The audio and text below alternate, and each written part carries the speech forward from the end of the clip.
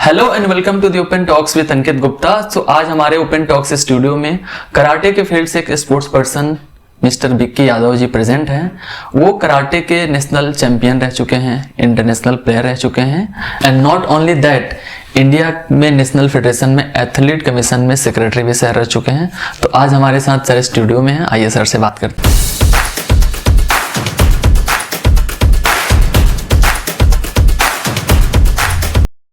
Sir से बात करते हैं। Hello sir, welcome to the open talks. Thank you so much Ankit Gupta ji, जो आपने आज मेरे को इनवाइट किया द ओपन टॉक। ये बताइए कैसा लग रहा है आपको ओपन टॉक्स के स्टूडियो में आकर के?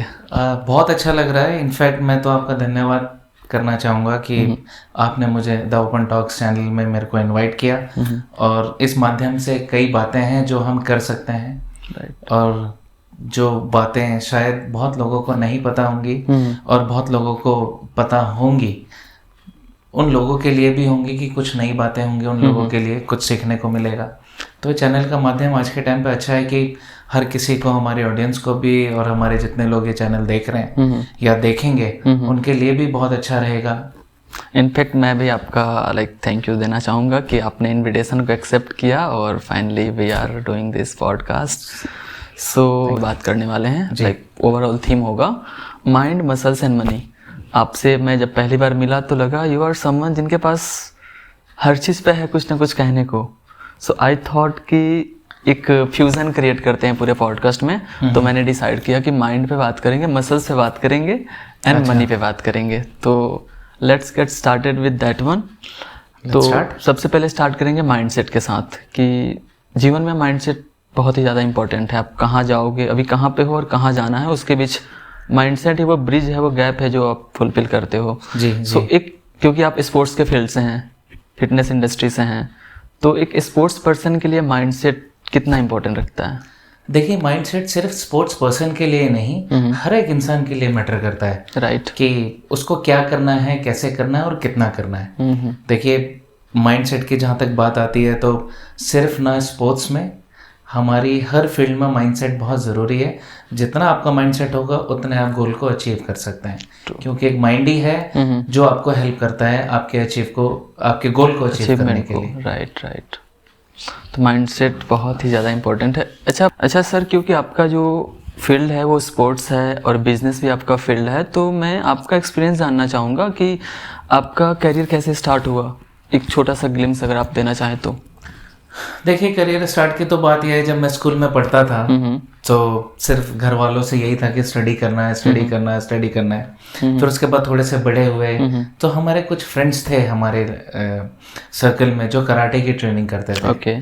तो मेरे को भी बड़ा शौक था कि मैं भी कराटे करूं, मैं भी फाइटर बनूं। उस टाइम पे तो ऐसा होता था। बट आज के टाइम पे कराटे ना सिर्फ एक आर्ट है फाइटिंग की, एज ए स्पोर्ट्स भी है जिसमें हम करियर बहुत अच्छा बना सकते हैं। तो अगर आप इनिशियली की बात करें तो मुझे यही था कि मैं कराटे सीखूंगा, मैं इतनों को मारूंगा। मैं मूवी देखते थे, मूवी जैसे मैं फाइट एक्शन करूंगा। बट जैसे मैंने कराटे में एंटर किया और जैसे मैंने ट्रेनिंग शुरू करी, कुछ सालों बाद ट्रेनिंग के मैंने अपने बेल्ट का टेस्ट दिया।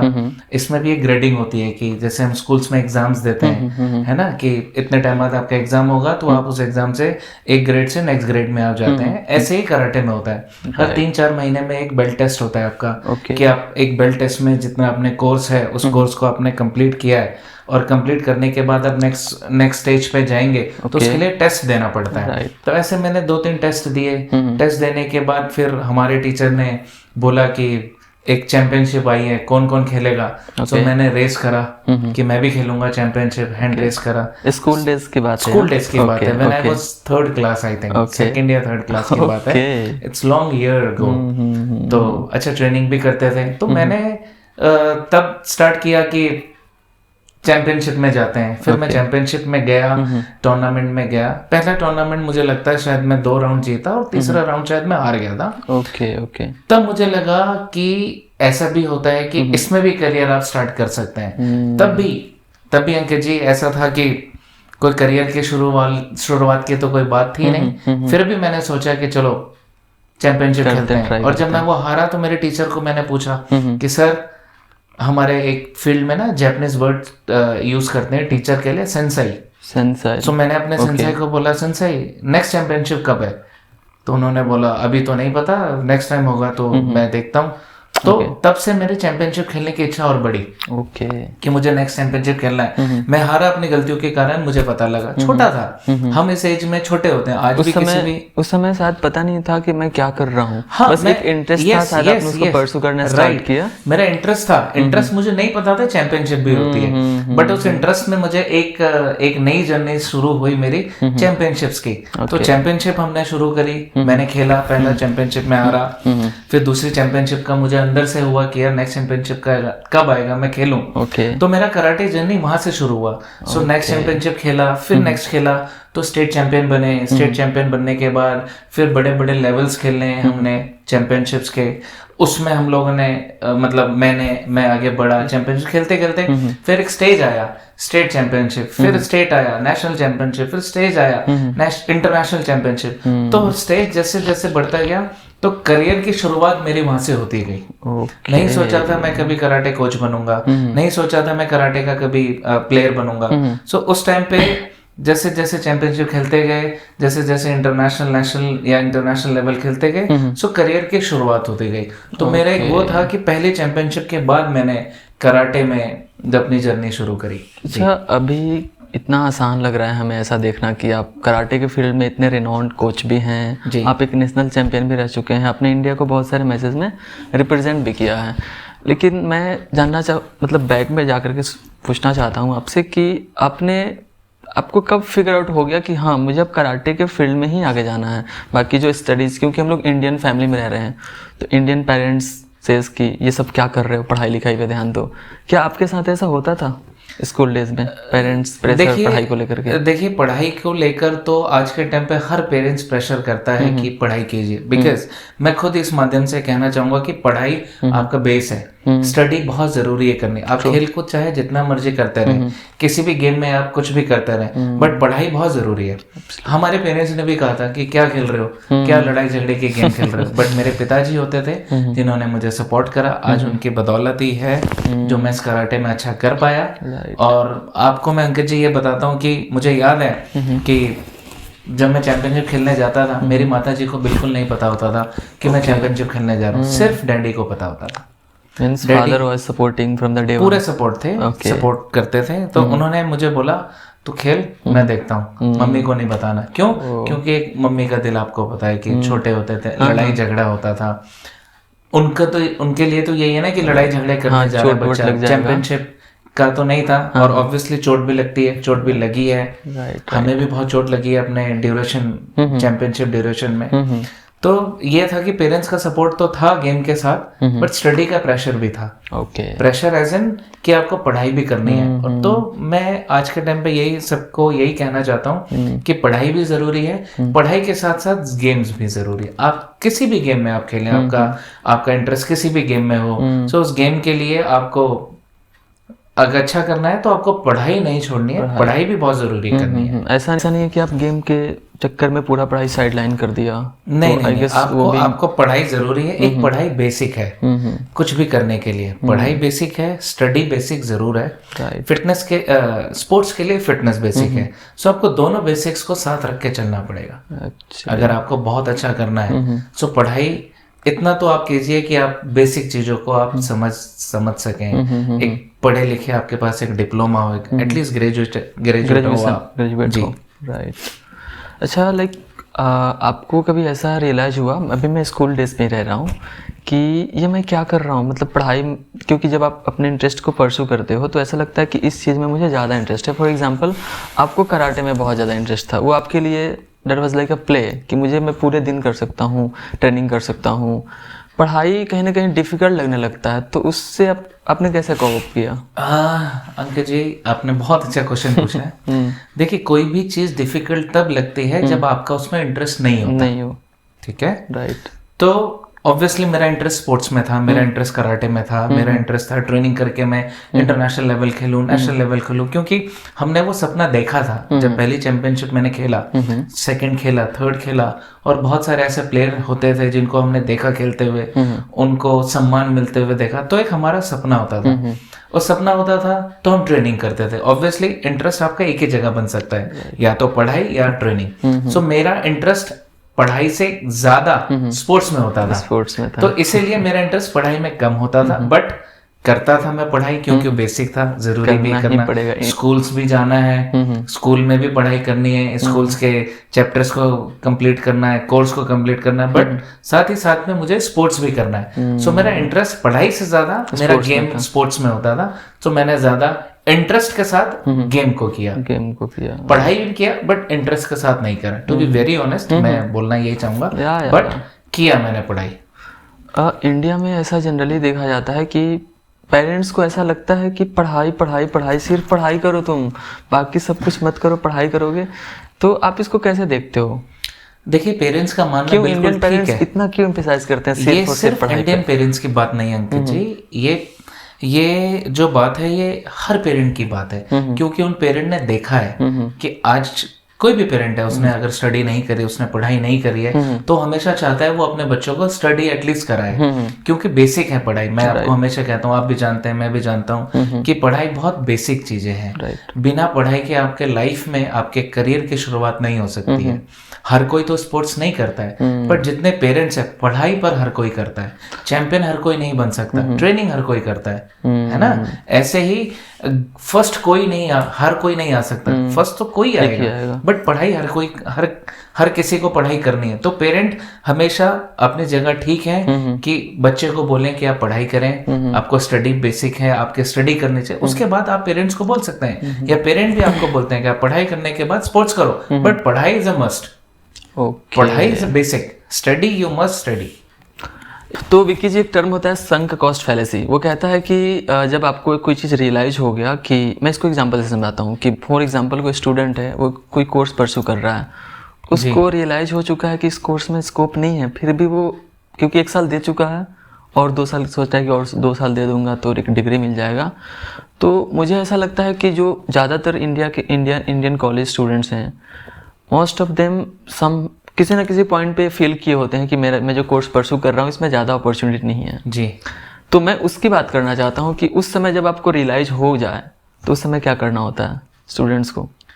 देखिए, 2 बातें होती हैं अंकित जी। अगर कोई ये सोच रहा है कि उसने 1 साल दे दिया, अब उसका इंटरेस्ट उस कोर्स से हट गया, तो ऑब्वियसली कोई भी पेरेंट की बात अगर मैं कहूँ, क्योंकि हर स्टूडेंट को पेरेंट से डिस्कस करनी चाहिए कि मुझे क्या करना है, क्या नहीं करना, मेरा इंटरेस्ट इसमें है या नहीं है।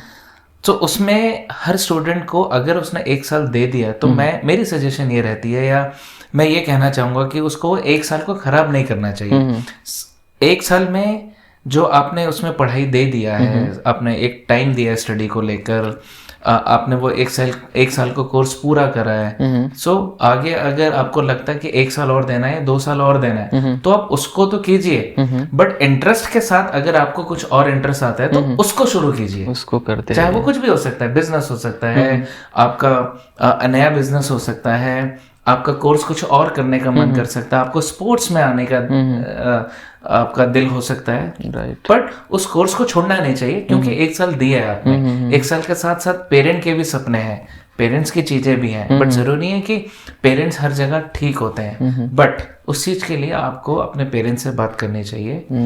जो लॉ ये कहता है कि इंटरेस्ट कभी भी किसी के साथ कभी भी चेंज हो सकता है, बट जिसमें आपने टाइम दिया उसको कंप्लीट करना चाहिए। उसके साथ साथ आपका जिसमें इंटरेस्ट है आपको वो शुरू करना चाहिए। कि अभी हम लोग बात करेंगे मसल्स पे, माइंडसेट पे हम लोगों ने ठीक ठाक बात करा, क्योंकि ये स्पोर्ट्स फील्ड में ऐसा माना जाता है कि आपका बॉडी सॉडी होना चाहिए, 6 पैक होना चाहिए। आप इस पे क्या सोचते हैं? देखिए, स्पोर्ट्स में आपने क्वेश्चन किया, स्पोर्ट्स में आपके 6 पैक्स होने चाहिए, जरूरी नहीं है, ज्यादातर डिपेंड करता है आपका गेम कौन सा है। आपके लेट्स सपोज चेस गेम है, आपको एब्स बना के क्या करना है? आपका गेम ही चेस है, आपको उसमें एब्स तो चाहिए नहीं, है ना, ब्रेन चाहिए उसमें। तो आपको चेस गेम के लिए वैसे ट्रेन करना है, अपने माइंड को ट्रेन करना है। ऐसे गेम अगर हम किसी और की बात करें, फिजिक गेम है तो मैं डायरेक्ट उस पर आता हूँ क्योंकि टाइम का भी शॉर्टेज होगा शायद हमारे पास, बहुत सारे क्वेश्चंस आपने पूछने हैं अभी। सो अगर हम फिजिक गेम पे आते हैं या बॉडी बिल्डिंग गेम पे आते हैं या पावर लिफ्टिंग गेम पर आते हैं, इस तीनों में कैटेगराइज ये किया गया कि आपकी जहां तक फिजिक की गेम है, आपको फिजिक शो करना है। फिजिक शो करने के लिए आपके एब्स बहुत जरूरी दिखने चाहिए वहां पर, आपकी मसल क्वालिटी बहुत जरूरी दिखनी चाहिए, ठीक है। तो अब ऐसे ही गेम फिर हमारी पावर लिफ्टिंग आती है। पावर लिफ्टिंग में आपकी पावर दिखनी चाहिए कि आप कितना वेट उठा सकते हैं। बॉडी बिल्डिंग है, फिजिक है, उसमें एब्स दिखने चाहिए आपको, क्योंकि बॉडी बिल्डिंग में, फिजिक्स में क्वेश्चन ही जो आपको शोकेस करना होता है अपनी बॉडी को, वो होते ही ऐसे हैं कि आप अपने एब्स दिखाइए, आप ट्राइसेप्स दिखाइए, आप काफ मसल्स दिखाइए, आप लेग मसल्स दिखाइए। सो उसमें आपको मसल्स बिल्ड करने पड़ेंगे। फिजिक में भी ऐसा ही है, बट पावर लिफ्टिंग में आपको एब्स दिखाने की जरूरत नहीं है। ऐसी अगर एक और गेम की मैं बात करूं तो सुमो है। सुमो रेसलिंग आपने सुना होगा। हाँ, मैंने सुना। सुमो में आपको वेट बहुत ज्यादा बढ़ाना है, वेट आपका बहुत अच्छा होना चाहिए, आपको वो टेक्निक से गेम जीतना है, उसमें एब्स की जरूरत नहीं है। सो गेम भी डिपेंड करता है कि आपको किस गेम में आपको एब्स दिखने हैं। बट मसल्स की जहां तक मैं बात करूं तो ऑब्वियसली सारे गेम्स में आपकी फिटनेस मैटर करती है, फिटनेस लेवल मैटर करता है कि आपको कैसे फिटनेस करना है, किस तरीके का फिटनेस आपको करना है, आपका बॉडी वेट पे मैटर करता है। अब जितने भी कॉम्बैट गेम्स है हमारे, उसमें आप जितनी अच्छी ट्रेनिंग करते हैं, आप बॉक्सिंग जितने अच्छे करते हैं, तो वो हुक्स में आपके जितनी अच्छी वर्कआउट करेंगे आपकी मसल क्वालिटी और अच्छी होती रहेगी। मैं कराटे की अपने गेम की बात करता हूँ। सो कराटे में भी अलग अलग कैटेगरीज है हमारी, -50, -61, -67, मेल्स कैटेगरी की बात कर रहा हूँ, -74, -84, +84। अब हर कैटेगरी में तो एब्स तो दिखेंगे नहीं। जिसका वेट कम है उसकी मसल क्वालिटी ऑब्वियसली कम वेट है और ट्रेनिंग अच्छी कर रहा है, मसल क्वालिटी दिखेंगी। किसी का हैवी वेट है, उसमें टेक्निक उसको शोकेस करना, उसको स्पीड दिखाना है अपने, तो उसमें जरूरी नहीं कि एब्स दिखें। ओके, सो बट यस कि आपको स्पोर्ट्स में आपका फिटनेस बहुत अच्छा होना चाहिए। फिटनेस की अगर मैं बात करूं सो आपका इंटरनली ऑर्गन्स बहुत अच्छे होने चाहिए, आपका इंडोरेंस लेवल बहुत अच्छा होना चाहिए, आपका स्टेमिना लेवल बहुत अच्छा होना चाहिए, आपकी बॉडी की फ्लेक्सिबिलिटी बहुत अच्छी होनी चाहिए। So this all is a fitness. Fitness मतलब सिर्फ मसल क्वालिटी या मसल दिखाना नहीं होता। फिटनेस एक होलिस्टिक चीज है, इसमें सारी चीजें आ गई, एंड्योरेंस आपका बिल्कुल, आपका एंड्योरेंस, आपकी स्ट्रेंथ, आपकी फ्लेक्सिबिलिटी, आपका स्टेमिना, ये सब कुछ आपकी फिटनेस में आ गया। तो ये फिटनेस एक हर एक स्पोर्ट्स के लिए बहुत जरूरी है, बट हर एक स्पोर्ट्स के लिए ये जरूरी नहीं कि एब्स दिखने चाहिए। हाँ, आज के टाइम पे हम ये समझते हैं कि एब्स दिखने चाहिए, एब्स होने चाहिए, ठीक है, वो शोकेस के लिए अच्छा लगता है, but end of the day जिसके हाथ में स्ट्रेंथ है, जिसकी बॉडी में स्ट्रेंथ है, वो बहुत अच्छा है। Okay, that's really amazing. आपने भी अभी आप जब मसल्स की बात कर रहे थे तो आपने बात किया ट्रेनिंग का। जी, एक स्पोर्ट्स पर्सन के लाइफ में ट्रेनिंग उतना ही इम्पोर्टेंट है। जैसे मैं पॉडकास्टर हूँ तो मेरे लिए चीज़ों को अच्छे से प्रेजेंट करना, कम्युनिकेशन को फ्लो में ले जाना जितना इम्पोर्टेंट होता है। तो मैं आपसे ये जानना चाहूँगा कि कोई स्पोर्ट्स पर्सन है जी, उसके लिए आइडियल ट्रेनिंग रूटीन क्या होनी चाहिए, उस पर आपका क्या पॉइंट ऑफ व्यू है? देखिए, आइडियल ट्रेनिंग रूटीन हर स्पोर्ट्स का, हर फील्ड का सबसे अलग है। हाँ, कराटे पे बात करते हैं पहले। मैं अगर ओवरऑल की अगर मैं बात करूं, जैसे आपने पूछा पॉडकास्ट के लिए, या कोई मूवी इंडस्ट्री में है, परफॉर्मेंस अच्छा करना है, थिएटर कर रहा है, कोई दूसरे गेम से है, कोई चेस से है, कोई किसी भी गेम से रिलेट करता है, तो उसके लिए 3 चीज बहुत जरूरी है। ओके, पहला है प्रैक्टिस, ओके। सेकंड है प्रैक्टिस, ओके, और थर्ड भी प्रैक्टिस है। ओके, वाह। जी, ये हमारे टीचर ने हमें सिखाया था कि ये 3 चीज, आपने जैसे पूछा, ये 3 चीज अगर आप करेंगे, प्रैक्टिस प्रैक्टिस प्रैक्टिस, आप किसी भी फील्ड में अच्छे होंगे। आप किसी भी फील्ड से हो, आपके लिए किसी भी फील्ड में हो, किसी भी फील्ड से हो, 3 मीन्स प्रैक्टिस प्रैक्टिस प्रैक्टिस। अब थिएटर में उसकी प्रैक्टिस कीजिए, फिर से कीजिए, आप सक्सेस होंगे। आप बिजनेस कर रहे हैं, आप पॉडकास्ट कर रहे हैं, आपको किसी भी चीज की ट्रेनिंग है तो उसकी प्रैक्टिस। हम कराटे हम करते हैं, हमारे स्टूडेंट्स आज के टाइम पे वो ट्रेनिंग करते हैं। अगर हमें आगे बढ़ना है, हमें इंटरनेशनल्स खेलना है, सो हमें भी 3 चीज चाहिए, प्रैक्टिस प्रैक्टिस प्रैक्टिस। वाओ, सो 3 चीज बहुत जरूरी है जी, किसी भी फील्ड में। ऑसम। अच्छा सर, आप ये बताइए, फर्स्ट टाइम जब आप इंटरनेशनल कोई मैच प्ले करने गए होंगे, खेलने गए होंगे, उस एक्सपीरियंस के बारे में बात कीजिए। मुझे याद है अंकित जी, आपने मेरे वो दिन को वापस वो कर दिए कि जब मैं पहला इंटरनेशनल्स खेलने गया था, पहला इंटरनेशनली मेरा वर्ल्ड चैंपियनशिप था। ओके।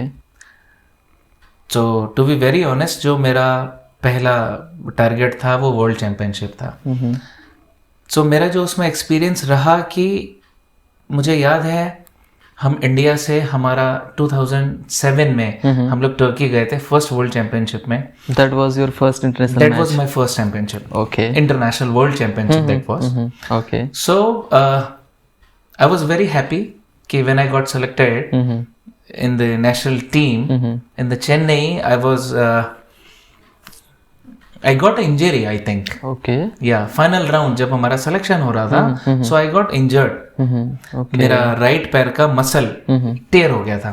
Oh my God. तो उसमें मैं बहुत इंजर्ड हुआ, बट ऑब्वियसली मैं सिलेक्ट हुआ। पूरी टीम ने बधाई दी मुझे, मैं दिल्ली से सिलेक्ट हुआ, बट उस टाइम पे एक इंडियन टीम बन रही थी, तो मैं नेशनल टीम में भी आया।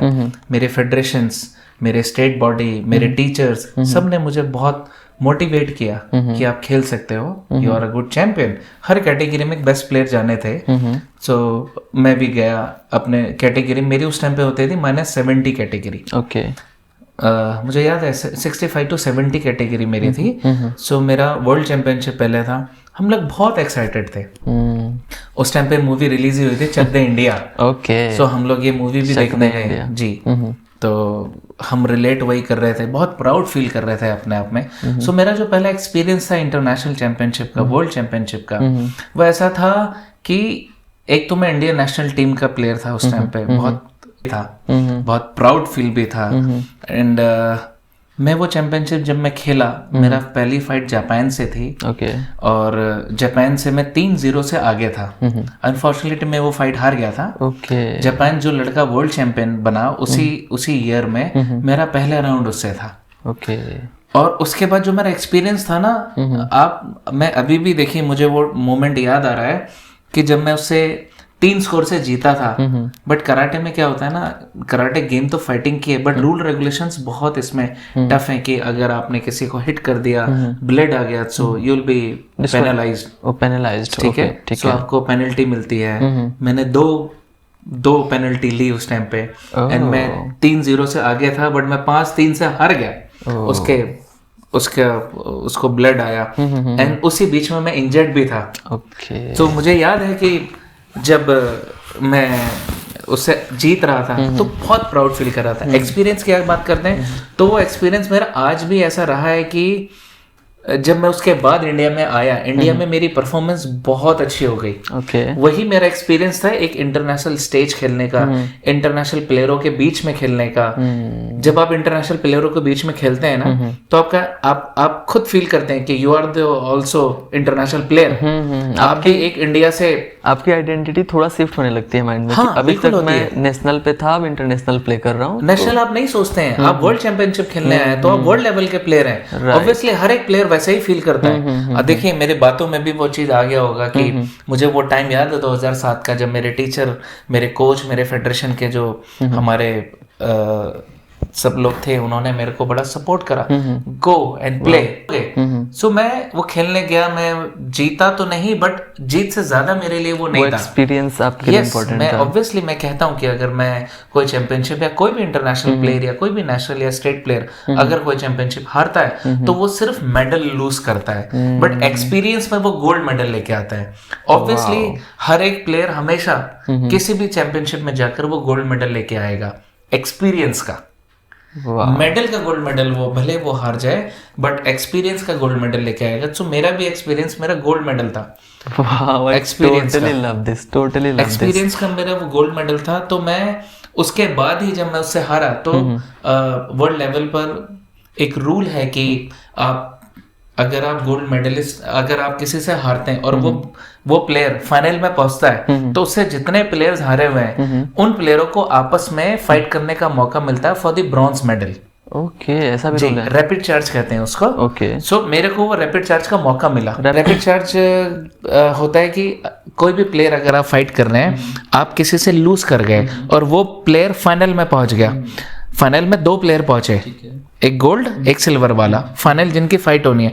उन 2 से जितने प्लेयर्स हारे हैं वो आपस में फाइट करेंगे ब्रॉन्ज मेडल के लिए। सो उसको रैपिड चार्ज बोलते हैं। सो रैपिड चार्ज का मौका मुझे मिला। दूसरे वाले से उसी से एक साउथ अफ्रीका प्लेयर हारा था। सो मेरी नेक्स्ट फाइट साउथ अफ्रीका से थी। उस टाइम पे मैं अपने उसी गोल्ड मेडल के साथ खेला था। गोल्ड मेडल मतलब जो मैंने अभी बताया एक्सपीरियंस। मैंने कहा कि मैं इसके साथ खेलूंगा। अगेन उसके साथ मैं इंजर्ड भी था। सो मुझे वो फाइट आज भी याद है कि जब मैं गोल्ड मेडल के साथ खेला अपने उस साउथ अफ्रीका प्लेयर के साथ, तो वो प्लेयर के साथ मैं बहुत टफ खेला। ऐसा नहीं था कि पहली बार कोई वर्ल्ड चैंपियनशिप में आया है खेलने किसी कंट्री से। ऑब्वियसली आप अगर अपनी कंट्री के बेस्ट हैं तो हम भी अपनी कंट्री के बेस्ट हैं। सो बेस्ट प्लेयर खेल रहे हैं आपस में। इस बार आपके पास गोल्ड मेडल था? इस बार मेरे पास गोल्ड मेडल था एक्सपीरियंस का, जो जापान वाले से मैंने लिया था। मैंने उसके साथ मेडल हारा, बट एक्सपीरियंस का गोल्ड मेडल के साथ मैं उसके साथ खेल रहा था। साउथ अफ्रीका साथ में टफ हुआ, बट इंजरी थी। सो मैं अपना रैपिड चार्ज हार गया था। सो मेरे से वो जैसे वो जीता तो ब्रॉन्ज मेडल वो फाइट हार गया। सो ओवरऑल मैंने उस पहली इंटरनेशनल वर्ल्ड चैंपियनशिप में जो मेरा एक्सपीरियंस था वो एक्सपीरियंस में गोल्ड मेडल के साथ आया था। क्या बात है, क्या बात है। बहुत अच्छा लगा पर्सपेक्टिव कि आप कोई चीज़ यार ट्राई करते हो लेकिन बहुत ही ब्रूटल लैंग्वेज बोले तो फेल हो जाते हो, उसके बावजूद भी आपका जो एक्सपीरियंस है वो आपके लिए गोल्ड मेडल है। एग्जैक्टली अंकित जी। उसके बाद ना देखिए, आपने कभी देखा होगा कि कभी भी कोई भी प्लेयर्स शायद इस चीज़ को रिलेट कर पा रहे होंगे क्योंकि वो प्लेयर्स एरिना में खेलते हैं। वो प्लेयर अगर कोई फाइट हारता है, इमीडिएट वो रेडी हो जाता है नेक्स्ट चैंपियनशिप के लिए। वो कहता है नेक्स्ट चैंपियनशिप कब है, मेरे को खेलना है, क्योंकि उसको पता है कि मैं गोल्ड मेडल जीत चुका हूँ। एक्सपीरियंस का गोल्ड मेडल जीत चुका है, तो वो अपने गोल्ड मेडल के साथ वो नेक्स्ट चैंपियनशिप खेलेगा और उसको पता है कि वो फुल कॉन्फिडेंस के साथ खेलेगा वो चैंपियनशिप। तभी इमीडिएट हारने के बाद वो रिलेट करता है नेक्स्ट चैंपियनशिप कब है। अपने मेट से, जो ट्रेनिंग मेट्स हैं, अपने टीचर से, किसी से पूछता है सर नेक्स्ट चैंपियनशिप में खेलूंगा, और वो खुद प्रिपेयर होता है मेंटली कि नेक्स्ट चैंपियनशिप मुझे खेलना है। सो ये हर प्लेयर का है। शायद प्लेयर रिलेट कर पा रहे होंगे इस चीज को। विक्की जी, आपको पता है आप टाइगर श्रॉफ जैसे लगते हैं? नहीं, ये तो नहीं पता, बट मुझे ये नहीं पता। टाइगर श्रॉफ, जैकी श्रॉफ के बेटे की बात कर रहे हैं आप? आप पता नहीं कि मैं उसके जैसा कैसे लगता हूँ।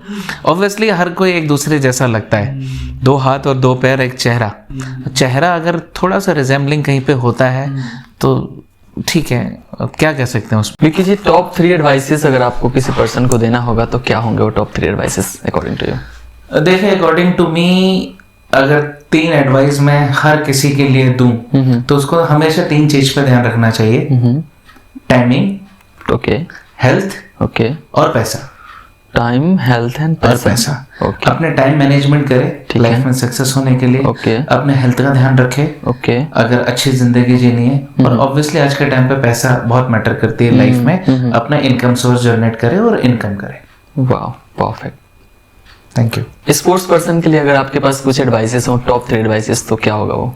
स्पोर्ट्स पर्सन के लिए मैं सिर्फ 3 एडवाइस ये देना चाहूंगा। एक एडवाइस प्रैक्टिस, दूसरी एडवाइस प्रैक्टिस, तीसरी एडवाइस भी प्रैक्टिस।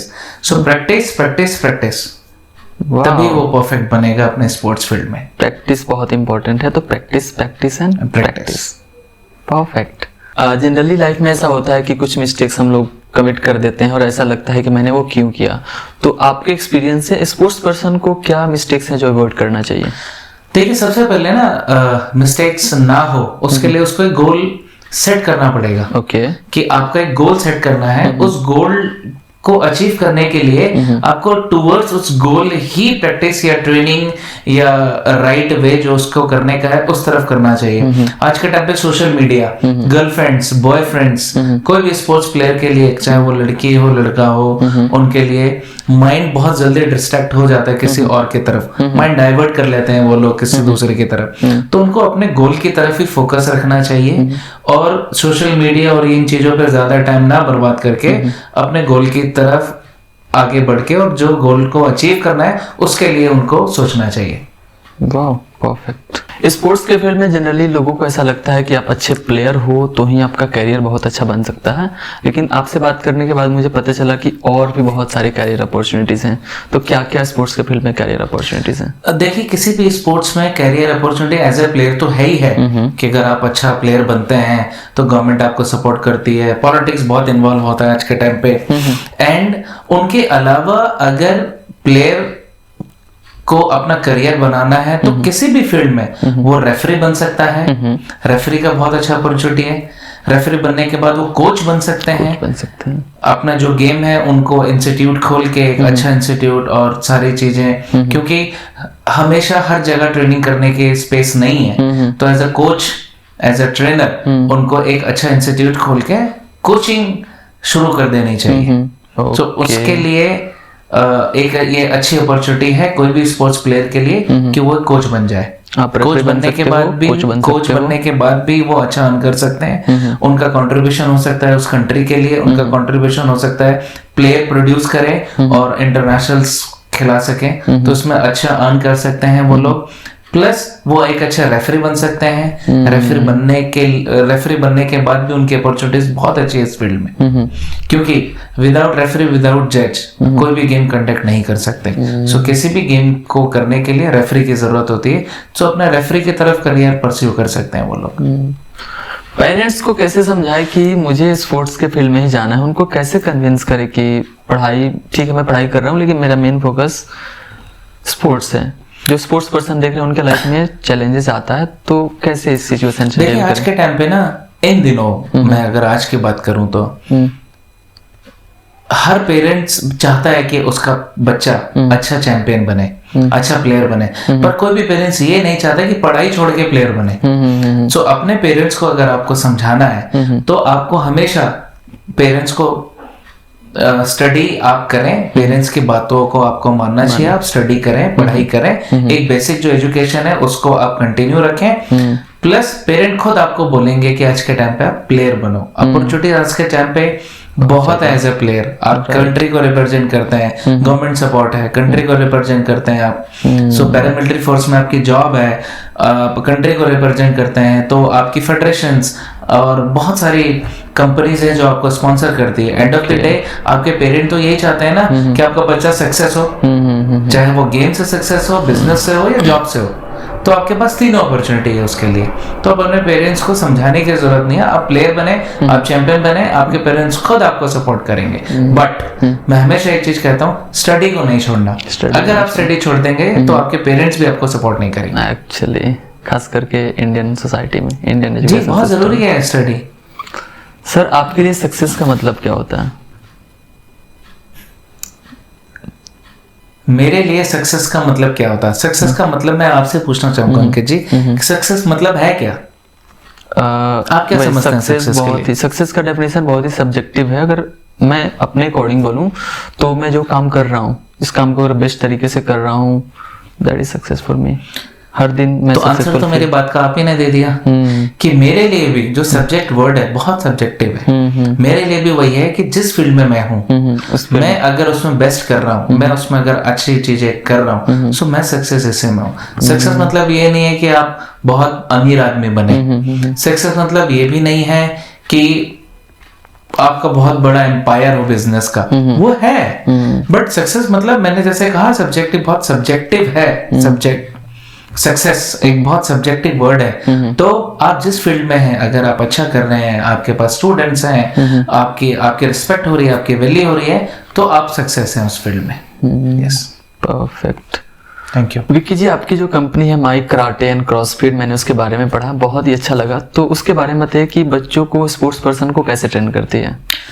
देखिए, जो मेरा ब्रांड है माई कराटे एंड क्रॉसफिट, ये एक ऐसा ब्रांड है जिसके अंडर में हमने बहुत सारे प्लेयर्स को प्लेयर हमने रेडी किए हैं। वो प्लेयर आज के टाइम पे नेशनल इंटरनेशनल प्लेयर बन चुके हैं और वर्ल्ड में रैंकिंग होल्डर हैं। सो मेरा जो स्टाइल है, मेरा जो ब्रांड है, वो माई कराटे एंड क्रॉसफिट है, जिसका मैं डायरेक्टर हूँ, जिसको मैंने 2019 में मैंने एफिलिएटेड कराया था हमारे नेशनल फेडरेशन से, कि एफिलिएटेड करा चुका हूँ मैं उसको। तो उसके बैनर में हम जो ट्रेनिंग करते हैं या जो हम ट्रेनिंग करा रहे हैं प्लेयर को, या कोई भी न्यू कमर्स आके ट्रेनिंग करना चाहता है, वो उसके अंडर में ट्रेनिंग करते हैं। और तो जो गोल लेके आता है, किसी का गोल है फिटनेस अचीव करने का, किसी का गोल है वेट रिड्यूस करने का, किसी का गोल है मैं फिट हो जाऊं, किसी का गोल है कि मेरे को चैंपियन बनना है, तो हम सबको हम वैसे ही उसी तरीके से ट्रेनिंग देते हैं। बेसिकली पर्सनलाइज्ड ट्रेनिंग, जिसको जो नीड है उसके अकॉर्डिंग उसको ट्रेन करना। हाँ जी,